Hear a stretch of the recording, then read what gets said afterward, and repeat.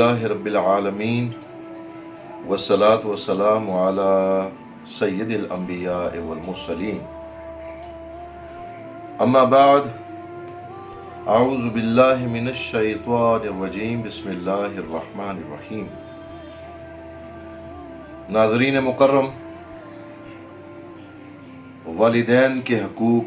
قرآن کریم فرقان حکیم کی روشنی میں ہمارا موضوع جاری تھا۔ اسی موضوع کو جاری رکھتے ہوئے اپنی گفتگو کا آغاز کرتے ہیں۔ ہماری بدقسمتی یہ ہے کہ آج اس اسلامی معاشرے میں، جو برائے نام ایک اسلامی معاشرہ ہے، اس میں اسلامی اقدار کی ایسی الٹ پلٹ تلپٹ ہو رہی ہے کہ جس کے نتیجے میں جس کی وجہ سے ہماری معاشرتی زندگی اور اخلاقی زندگی کی بنیادیں کھوکھلی ہو چکی ہیں۔ مخلوط خاندانوں میں رشتوں کا تقدس انتہائی بری طرح پامال ہو رہا ہے۔ باپ جب تک کماتا رہتا ہے اور چاروں ناچار والدین کی خدمت اپنا فرض سمجھنے والی اولاد، جیسے ہی وہ باپ اپنی ملازمت سے فارغ ہو جائے، فراغت کے بعد ریٹائر ہو کر گھر آ جائے یا اپنے کاروبار کو اپنی اولاد کے نام منتقل کر دے، تو پھر اسی وقت ہی اسی ایک کارآمد چیز کو بیکار اور فالتو تصور کیا جاتا ہے۔ جوان بیٹے بوڑھے باپ کی بات بجائے تحمل اور بردباری کے سننے کے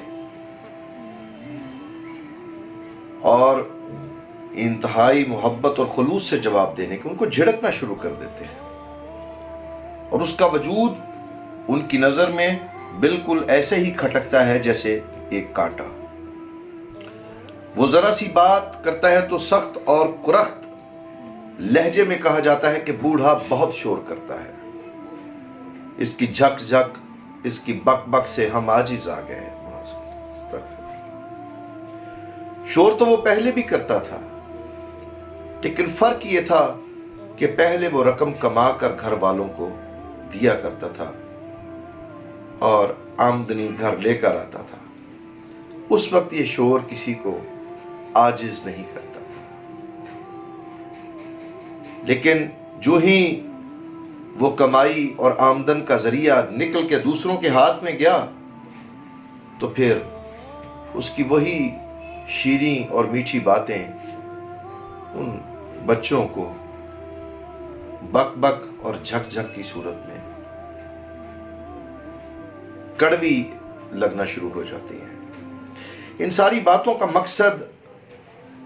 اور اس کا مدعا یہ ہے کہ ہمارا رویہ ہمارے بزرگوں اور بالخصوص سن رسیدہ ماں باپ کے ساتھ محل نظر ہے۔ بہت سے گھروں میں اللہ کا فضل ہے کہ والدین کے ساتھ ان کی اولاد انتہائی اچھے رویے سے بھی پیش آتی ہے، لیکن بالعموم اگر دیکھا جائے، پورے معاشرے پر نظر دوڑائی جائے، تو کثرت سے ہمیں یہ چیز دیکھنے کو ملتی ہے کہ بوڑھے والدین کے ساتھ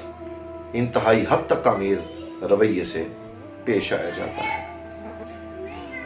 اگر نیک بخت اولاد والدین کی جوانی میں ان کی اطاعت شعار اور حسن سلوک سے پیش آتی ہے تو یہ ان کی خوش بختی ہے، مگر ان کی خوش بختی اور نیک بختی کا اصل امتحان اس وقت ہوتا ہے کہ جب ان کے والدین بڑھاپے کی عمر کو پہنچ جاتے ہیں، جب ان کے ہوش و حواس قائم نہیں رہتے اور ہر وقت کسی نہ کسی بیماری اور تکلیف کا شکار رہتے ہیں۔ اور بعض اوقات تو نوبت یہاں تک آ جاتی ہے کہ قضائے حاجت کے لیے بھی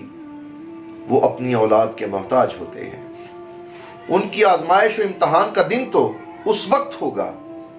جب وہ بوڑھی ماں جس نے اولاد کو 9 ماہ اپنے پیٹ میں پالا اور اٹھائے رکھا اور اپنے خون سے اس کو سینچا اور پھر اپنی جوانی اور صحت اسے پالنے اور پوسنے میں داؤ پر لگا دی، ان کے سہارے پر پڑی ہوئی وہ ماں اور چند قدم بھی ان کی مدد کے بغیر نہ چل سکنے والی وہ ماں اپنی ہر ضرورت کے لیے ان کی طرف دیکھ رہی ہوتی ہے۔ مثال کے طور پہ جب آپ چھوٹے بچے تھے تو اپنے والد یا والدہ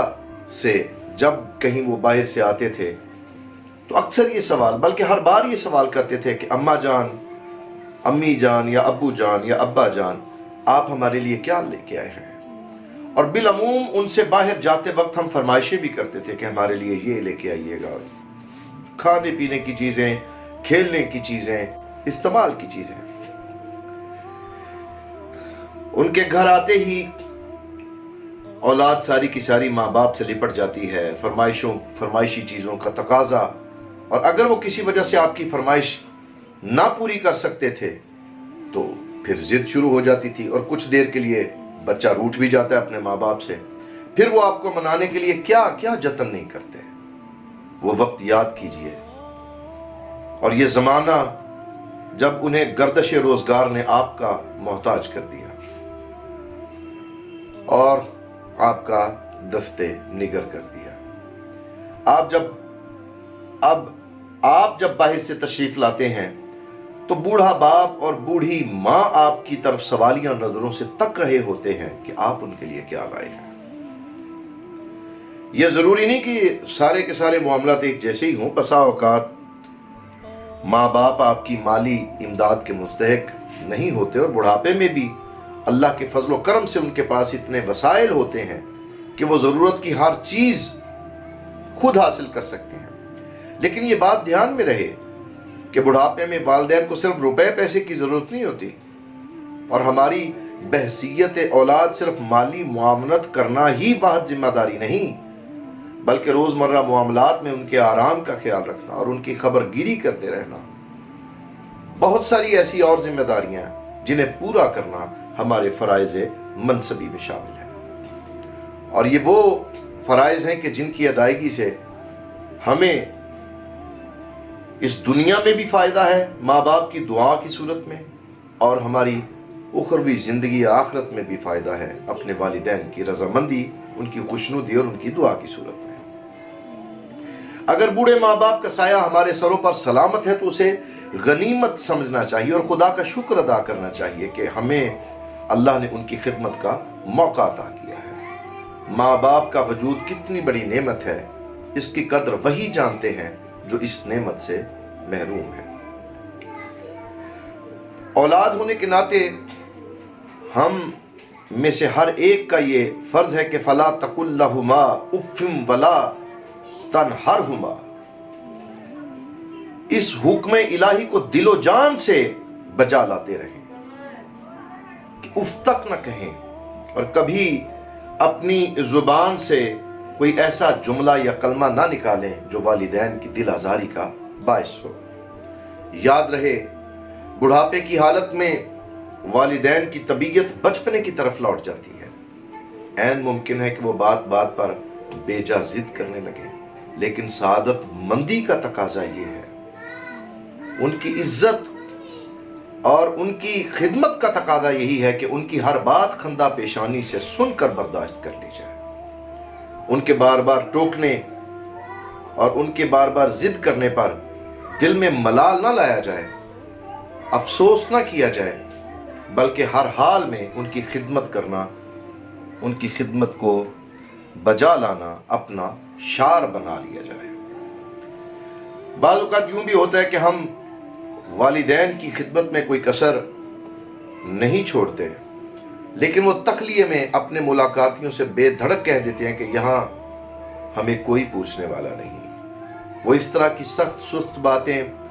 کہہ دیتے ہیں جنہیں سن کر پریشانی اور پشیمانی لاحق ہونے شروع ہو جاتی ہے۔ لیکن یہ کڑی آزمائش یہی ہے کہ ہر حال میں ان کی ہر کڑوی اور کسیلی بات کو، ہر سخت سے سخت بات کو سن کر اس کو برداشت کرنا اور ان کی سعادت مندی کرنا اور حسب دستور ان کی خدمت اور ان کی عزت میں کوئی کوتاہی نہ ہونے دی جائے۔ بیٹا چاہے کوئی بڑا افسر ہو، کوئی مشیر ہو، کوئی وزیر ہو، وزیر اعظم ہو یا صدر پاکستان ہی کیوں نہ ہو، ان سب کی سعادت یہی ہے کہ وہ اپنے ماں باپ یا جو بھی ان میں سے حیات ہو اس کی قدم بوسی کرتا رہے۔ حسن سلوک کا تقاضا بھی یہی ہے کہ ہمہ وقت ان کی خدمت میں مستعد رہا جائے۔ والدین کے ساتھ